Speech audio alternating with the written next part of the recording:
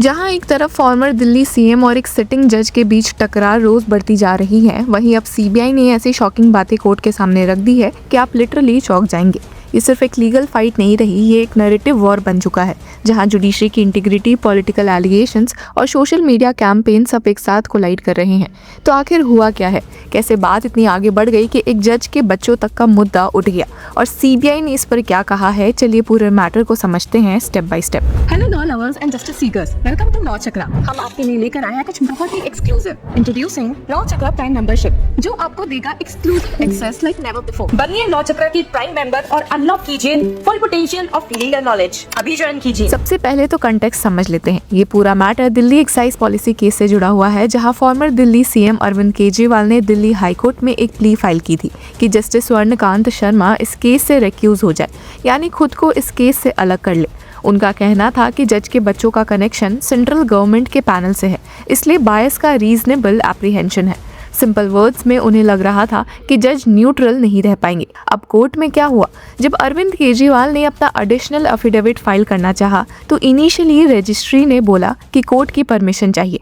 फिर उन्होंने खुद कोर्ट में अपीयर होकर ये रिक्वेस्ट रखी, और इसी पर जस्टिस स्वर्णकांत शर्मा ने कहा कि we are taking it on record, this matter is reserved, I am not reopening it.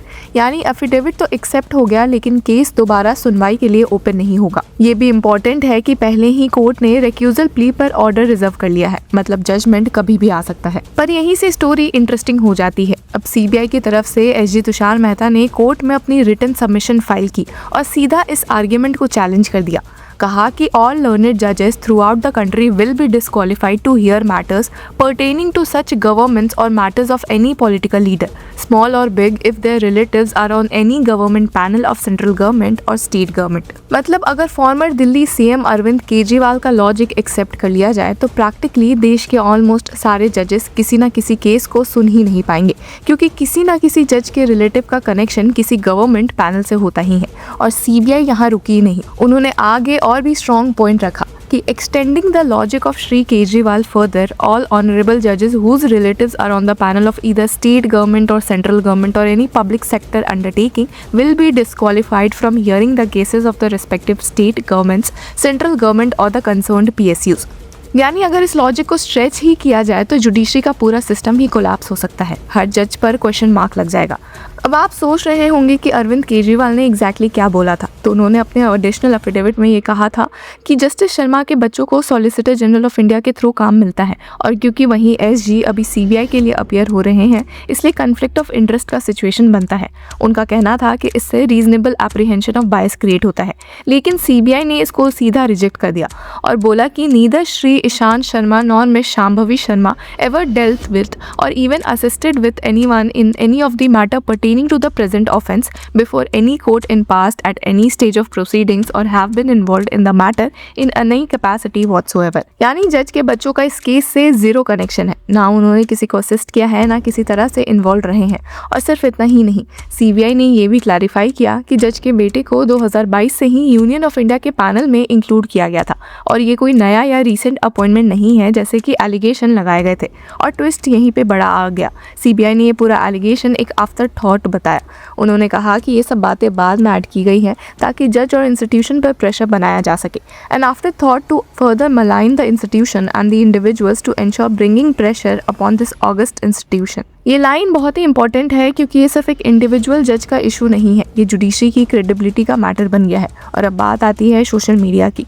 CBI ने एक और एक्सप्लोजिव क्लेम किया कि जस्टिस शर्मा के अगेंस्ट एक ऑर्केस्ट्रेटेड सोशल मीडिया कैंपेन चलाया जा रहा है, यानी प्लान्ड तरीके से ऑनलाइन नैरेटिव क्रिएट किया जा रहा है ताकि जज को टारगेट किया जा सके। उन्होंने कहा कि अगर ऐसे कैंपेन्स के प्रेशर में जजेस रिक्यूज होने लगे तो ये एक डेंजरस प्रेसिडेंट सेट करेगा। कल को भी लिटिगेंट बस सोशल मीडिया पे एलिगेशंस डालकर किसी भी जज को केस से हटा सकता है। और यहीं सीबीआई ने एक और स्ट्रॉन्ग ऑब्जर्वेशन दिया, the conduct of respondent number 18 Shri Arvind Kejriwal and other applicants have made a larger issue of institutional integrity being compromised. यानी उनके अकॉर्डिंग ये सिर्फ एक केस नहीं बल्कि जुडिशरी की इंटीग्रिटी का इशू बन गया है। अब सीबीआई ने ये भी पॉइंट आउट किया कि एक आरटीआई एप्लीकेशन का डेटा सडनली सोशल मीडिया पर सर्कुलेट होने लगा एग्जैक्टली उस टाइम जब कोर्ट ने सीबीआई को रिस्पॉन्स फाइल करने को बोला, और फिर उस ट्वीट को अरविंद केजरीवाल और उनके पार्टी लीडर्स ने क्विकली एम्पलीफाई किया। किया। This tweet is immediately retweeted by Shri Arvind Kejriwal in few hours and other leaders in tandem, और ये सजेस्ट करता है कि सीबीआई के हिसाब से एक कोऑर्डिनेटेड एफर्ट हो रहा था नैरेटिव पुश करने की।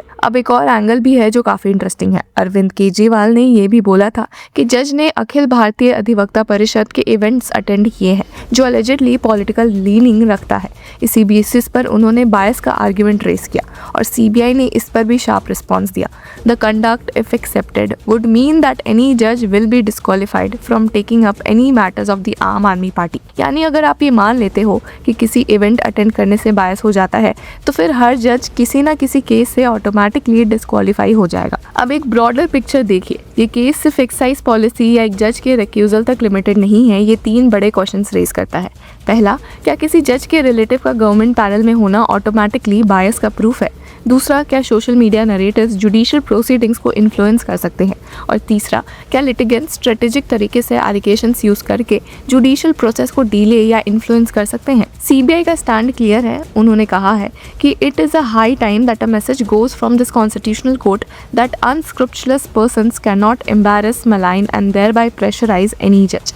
यानी उनके अकॉर्डिंग कोर्ट को एक स्ट्रॉन्ग मैसेज देना चाहिए कि ऐसे टैक्टिक्स टॉलरेट नहीं होंगे। और सबसे पावरफुल वार्निंग उन्होंने एंड में दी, if CBI does not take a stand it would become a very sad and unhealthy precedent. मतलब अगर अभी स्टैंड नहीं लिया गया तो फ्यूचर में हर जज ऐसे प्रेशर टैक्टिक का शिकार हो सकता है। तो अब सिचुएशन क्या है? एक तरफ अरविंद केजरीवाल का आर्गुमेंट है कि ट्रांसपेरेंसी और फेयरनेस के लिए जज को रिक्यूज होना चाहिए। दूसरी तरफ सीबीआई का कहना है कि एलिगेशन बेसलेस है और जुडिशरी को प्रेशर में लाने की कोशिश है। अब सबकी नज़र कोर्ट के फाइनल ऑर्डर पर है। क्या कोर्ट सीबीआई के आर्ग्यूमेंट्स को एक्सेप्ट करेगा या केजरीवाल के कंसर्न्स को वैलिड मानेगा? जो भी डिसीजन आएगा वो सिर्फ इस केस को नहीं बल्कि फ्यूचर जुडिशियल कंडक्ट और रिक्यूजल स्टैंडर्ड्स को भी इम्पैक्ट करेगा। और सच बोला जाए तो ये केस अब सिर्फ लीगल नहीं रहा, ये पावर, परसेप्शन और पब्लिक ट्रस्ट का गेम बन चुका है। तो व्यूअर्स, इस पूरे मुद्दे पर आपकी क्या राय है? क्या आप फॉर्मर दिल्ली सीएम अरविंद केजरीवाल के आर्ग्यूमेंट से अग्री करते हैं या सीबीआई के इस फ्रेश सबमिशन से? हमें कमेंट सेक्शन में ज़रूर बताएं और तब तक के लिए keep following and supporting law चक्र।